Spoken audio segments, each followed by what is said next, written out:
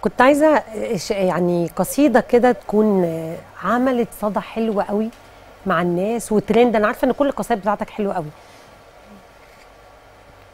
فكنا عايزين حاجه. القصيدة دي عن فراق الحبايب. الزمان خالف وعوده، اللي راحوا يا ريت يعودوا، البستان دبلت وروده، حتى باب الدار حزين. مريت في يوم على دار الحبايب، لقيت الدار بتبكي والبكا زايد. قلت مالك يا دار بتبكي ليل ونهار؟ يقبكي حنين ولا ليكي حبيب غايب؟ ردت الدار والدمع سيال، ردت الدار والدمع سيال. انا ببكي على الحبايب اللي اتفرجوا مع الايام وقطعوا الارحام، ونسيوا انهم اهل وقرايب، نسيوا انهم اهل وقرايب. الله ينور عليك، حلو قوي قوي.